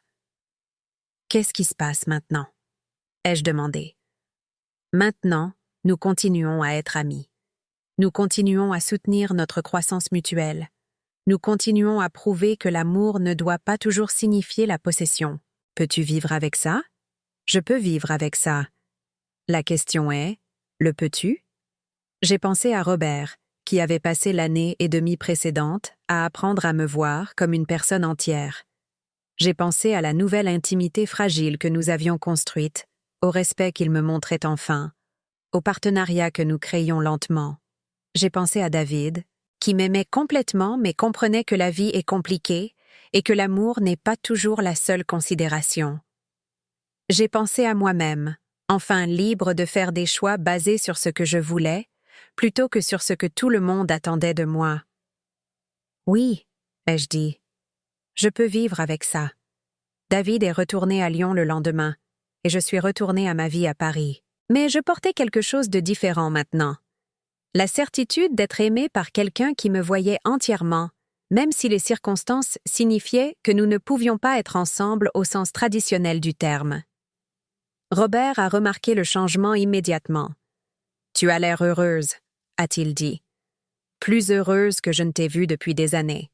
Je suis heureuse. À cause de ton ami ?» J'avais parlé de David à Robert lors d'une de nos nouvelles conversations, plus honnêtes. Pas tout, mais assez. Que nous avions été proches à la fac, que nous avions renoué le contact, que notre correspondance m'avait aidé à me souvenir de ma propre valeur. En partie à cause de mon ami, mais surtout à cause de moi. « Je suis content », a-t-il dit, et je pouvais dire qu'il le pensait vraiment. « Je veux que tu sois heureuse, Martine. Je sais que j'ai passé de nombreuses années à ne pas me soucier de ton bonheur. Mais maintenant, je m'en soucie. Je le sais. Penses-tu? Penses-tu que nous pouvons faire en sorte que ça marche? Ce mariage, je veux dire. La nouvelle version. J'ai regardé mon mari, vraiment regardé. Il essayait si fort de me comprendre, de me valoriser, d'être digne de la femme que j'étais devenue. Ce n'était pas parfait, et ce ne serait peut-être jamais la grande histoire d'amour dont j'avais rêvé jeune femme. Mais c'était réel, honnête et basé sur le respect mutuel. Je pense que nous sommes déjà en train de le faire marcher, ai-je dit. 2 ans après mon voyage en Norvège, j'ai fait un autre voyage, cette fois en Bretagne, la région dont ma grand-mère m'avait raconté des histoires, mais qu'elle n'avait jamais revues. Robert est venu avec moi, son premier voyage à l'étranger en 30 ans. Nous avons marché dans la campagne où mon arrière-grand-mère avait grandi, visité des châteaux, des crêperies et des villages dont je m'étais entraînée à prononcer les noms dans ma tête depuis l'enfance. Robert a posé des questions sur l'histoire de ma famille, a pris des photos de moi dans des endroits que j'avais toujours rêvé de voir, m'a écouté raconter des histoires sur les ancêtres qui avaient façonné mon imagination. Je n'ai jamais su que tout ça t'intéressait. A-t-il dit alors que nous étions sur la pointe du Raz, regardant l'océan Atlantique? Je ne te l'ai jamais dit parce que je ne pensais pas que ça t'intéresserait. Je ne m'intéressais pas à beaucoup de choses qui auraient dû m'intéresser. J'essaie de faire mieux. Je sais que tu essaies. Lors de notre dernière nuit à Quimper, alors que nous partagions une bouteille de cidre au bar de l'hôtel, il m'a posé une question qui nous a surpris tous les deux. « L'aimes-tu toujours? Ton ami de la fac? »« Oui, » ai-je dit sans hésiter. « Je l'aime. »« Vas-tu me quitter pour lui? »« Non. »« Pourquoi pas? » J'ai réfléchi à la manière d'expliquer quelque chose que je comprenais encore moi-même. Parce que l'amour, ce n'est pas toujours avoir tout ce qu'on veut. Parfois, l'amour, c'est apprécier ce qu'on a tout en reconnaissant ce qu'on a perdu. David et moi nous aimons, mais nous aimons aussi les vies que nous avons construites avec d'autres personnes. Nous avons choisi d'être heureux l'un pour l'autre plutôt que d'être dévastés par des circonstances que nous ne pouvons pas changer. Et nous? M'aimes-tu? J'aime la personne que tu es devenue ces 2 dernières années. J'aime les efforts que tu as faits pour me connaître. J'aime le partenariat que nous construisons ensemble. Ce n'est pas la même chose que d'être amoureux. Non, ce n'est pas le cas. Mais c'est autre chose de précieux. C'est le respect, l'affection, une histoire partagée et la satisfaction d'avoir travaillé dur pour sauver quelque chose qui en valait la peine. Il a hoché la tête lentement. Je peux vivre avec ça. Tant mieux, parce que c'est ce que nous avons. Maintenant, 3 ans après mon voyage en Norvège, je me réveille chaque matin en sachant exactement qui je suis. Je suis Martine, une femme qui aime la poésie, la photographie et voyager dans des endroits dont elle n'a fait que lire l'existence. Je suis la femme de quelqu'un, mais je ne suis pas seulement la femme de quelqu'un. Je suis la mère de quelqu'un, mais je ne suis pas seulement la mère de quelqu'un. Je suis une personne avec des intérêts, des rêves et des opinions qui comptent. Robert et moi nous sommes installés dans une vie qui nous convient à tous les deux. Nous ne sommes pas passionnément amoureux, mais nous nous apprécions sincèrement. Nous partageons les responsabilités ménagères, prenons des décisions ensemble et respectons le besoin d'indépendance de l'autre. Il a ses parties de belote et ses voyages de pêche. J'ai mon club de lecture, mes cours de photo et ma correspondance avec David. Sophie et Michel sont devenus le genre d'enfants adultes que j'avais toujours espéré qu'ils deviendraient. Ils appellent régulièrement, non pas parce qu'ils ont besoin de quelque chose, mais parce qu'ils veulent rester en contact. Ils me demandent des conseils et écoutent réellement mes réponses. Ils ont appris à résoudre leurs propres problèmes et à gérer leurs propres finances, et nos relations en sont plus fortes. David et moi nous écrivons toujours régulièrement. Il sort avec quelqu'un maintenant, une collègue de son université qui partage son amour de la littérature et de la randonnée. Elle a l'air charmante, et je suis sincèrement heureuse pour lui. Notre amour a évolué vers quelque chose qui transcende les catégories traditionnelles, plus profond que l'amitié, mais ne menaçant pas nos autres relations. Je pense encore à ce moment où j'ai regardé Solange partir avec ma voiture, me sentant invisible, impuissante et oubliée. Si je pouvais remonter le temps et dire quelque chose à cette femme, ce serait ceci. Tu n'es pas invisible. Tu n'es pas impuissante. Tu n'es pas oubliée par les personnes qui comptent le plus, et la personne la plus importante qui compte, c'est toi. L'histoire de la voiture n'a jamais vraiment été à propos de la voiture. Il s'agissait d'être vue, d'être valorisée, d'être consultée sur les décisions qui affectaient ma vie. Il s'agissait de compter pour les personnes que j'avais passé des décennies à servir. Je n'ai jamais récupéré cette voiture.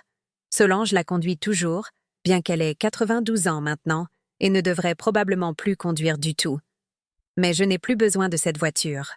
J'ai quelque chose de mieux, la certitude que je vaux plus que n'importe quel sacrifice que je pourrais faire pour la commodité de quelqu'un d'autre. Le mois dernier, je suis allée acheter une voiture, non pas parce que j'avais besoin d'un moyen de transport, mais parce que je voulais un moyen de transport. J'ai acheté un petit SUV bleu avec une bonne consommation d'essence et de la place pour les bagages. Robert est venu avec moi, mais il m'a laissé prendre la décision. Quand j'ai signé les papiers, il m'a serré la main et a dit « Je suis fière de toi, Martine. » Parfois, les plus petits gestes signifient le plus. Ce week-end, je prévois un autre voyage. Rien d'aussi spectaculaire que la Norvège cette fois-ci. Juste un long week-end en Normandie pour voir les couleurs d'automne et visiter quelques galeries d'art. Robert viendra peut-être avec moi, ou peut-être pas. L'un ou l'autre me convient. Parce que j'ai appris la leçon la plus importante de ma vie. Je n'ai besoin de la permission de personne pour exister. Je n'ai besoin de l'approbation de personne pour poursuivre mes rêves. Je n'ai besoin de personne pour valider ma valeur. Je suis assez, exactement comme je suis, exactement là où je suis. Et si vous écoutez ceci parce que vous vous reconnaissez un peu dans mon histoire, je veux que vous sachiez, vous êtes assez aussi. Vous valez plus que vos sacrifices. Vous méritez d'être vu, valorisé et consulté sur les décisions qui affectent votre vie. Il n'est jamais trop tard pour se souvenir de qui vous êtes en dehors de ce que tout le monde attend de vous. Il n'est jamais trop tard pour compter à vos propres yeux. Vous êtes-vous déjà senti invisible dans votre propre vie? Avez-vous déjà regardé quelqu'un d'autre recevoir le mérite de vos sacrifices? Ou partir avec quelque chose qui vous appartenait pendant que vous restiez là sans rien dire? Partagez votre histoire dans les commentaires ci-dessous. Rappelons-nous les uns aux autres que nous ne sommes pas seuls dans cette lutte pour être vus, pour être valorisés, pour être entiers. Et si cette vidéo vous a aidé à vous souvenir de votre propre valeur, s'il vous plaît, aimez-la et abonnez-vous. Parfois, la chose la plus radicale que nous puissions faire est de dire notre vérité et d'espérer qu'elle aide quelqu'un d'autre à trouver la sienne. Merci d'avoir écouté la mienne.